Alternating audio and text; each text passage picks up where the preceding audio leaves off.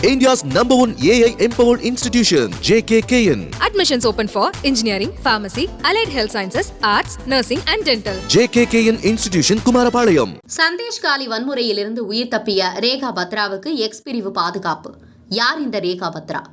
நாட்டையே உலுக்கிய சந்தேஷ் காலி வன்முறையிலிருந்து உயிர் தப்பிய ரேகா பத்ராவுக்கு மத்திய உள்துறை அமைச்சகம் எக்ஸ் பிரிவு பாதுகாப்பு அளித்துள்ளது. பிரதமரால் சக்தி ஸ்ரூபா என பாராட்டப்பட்டு தற்போது பஸ்ரிஹாட் தொகுதி பாஜக வேட்பாளராக நிறுத்தப்பட்டுள்ளார். ரேகா பத்ராவுக்கு மத்திய உள்துறை அமைச்சகம் எக்ஸ் பிரிவு பாதுகாப்பு அளித்துள்ளது நிலையில் யார் இந்த ரேகா பத்ரா? அவருக்கு ஏன் மத்திய அரசு பாதுகாப்பு அளிக்க வேண்டும் என்ற கேள்விகள் எழுந்துள்ளன. அது குறித்து பார்ப்போம்.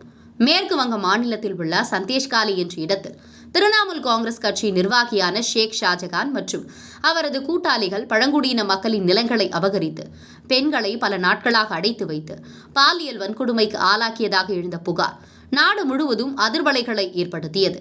இது தொடர்பாக திரிணாமுல் காங்கிரஸ் எந்த நடவடிக்கையும் எடுக்காத நிலையில் சந்தேஷ் காலி பெண்களின் அவலத்தை முதலில் வெளியே கொண்டு வந்த பெண் குரல் ரேகா பத்ரா.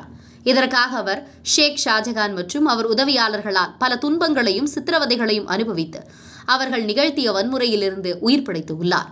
சந்தேஷ் காலி கொடூரம் பற்றி முதலில் பிரதமர் மோடியிடம் புகார் அளித்த குழுவில் இடம்பெற்றவர் ரேகா பத்ரா.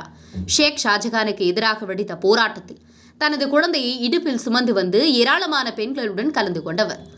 குற்றம் சாட்டப்பட்டவர்களுக்கு எதிராக எழுத்துப்பூர்வமாக புகார் அளித்த முதல் பெண் ஆவார். மாஜிஸ்திரேட்டிடம் கேமராவின் துணிச்சலுடன் வாக்குமூலம் அளித்தவரும் அவர்தான். இந்த நிலையில் ரேகா பத்ராவிடம் தொலைபேசியில் பேசிய பிரதமர் மோடி அவரை சக்தி ஸ்ரூபா என்று அழைத்து பாராட்டினார். ரேகா பத்ரா பாசிர்ஹாட் தொகுதி பாஜக வேட்பாளராக நிறுத்தப்பட்டுள்ளார்.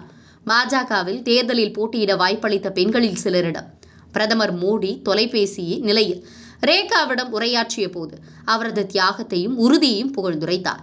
ரேகா பத்ராவை எண்ணி நாடே பெருமை கொள்வதாகவும் தெரிவித்தார். மேற்கு வங்கத்திலிருந்து சென்னைக்கு புலம்பெயர்ந்த தொழிலாளியின் மனைவியான 30 வயது ரேகா பத்ரா வங்கத்தில் வேலைவாய்ப்பு உருவாக்குவதற்கும் வேலை தேடி மக்களிடம் பெயர்வதை தடுக்கவும் உறுதியளித்துள்ளார். இந்த நிலையில் ரேகா பத்ராவுக்கு ஆபத்து இருப்பதாக உளவுத்துறை அளித்த தகவலின் அடிப்படையில் அவருக்கு எக்ஸ் பிரிவு பாதுகாப்பு அளிக்க மத்திய உள்துறை அமைச்சகம் உத்தரவிட்டுள்ளது. சந்தேஷ் காலி சம்பவம் தொடர்பாக திரிணாமுல் நிர்வாகி ஷேக் ஷாஜகான், அவரது கூட்டாளிகள் ஷிபு அஸ்ரா மற்றும் உத்தம் சர்தார் ஆகியோர் கைது செய்யப்பட்டு சிறையில் அடைக்கப்பட்டுள்ளனர். இது தொடர்பாக நீதிமன்ற உத்தரவின்படி சிபிஐ விசாரணை மேற்கொண்டு வருகிறது. பழங்குடியின மக்களின் நிலங்களை ஆக்கிரமித்து பெண்களை பாலியல் வன்கொடுமைக்கு ஆளாக்கியது உள்ளிட்ட பிரிவுகளில் வழக்குகள் பதிவு செய்யப்பட்டுள்ளன. சந்தேஷ் காலியில் அண்மையில் சிபிஐ நடத்திய விசாரணையின் போது குவியலாக ஆயுதங்கள், வெடிமருந்துகள் கைப்பற்றப்பட்ட நிலையில் சிபிஐ அழைப்பை ஏற்று தேசிய பாதுகாப்பு படை அதிரடியாக இறங்கியது.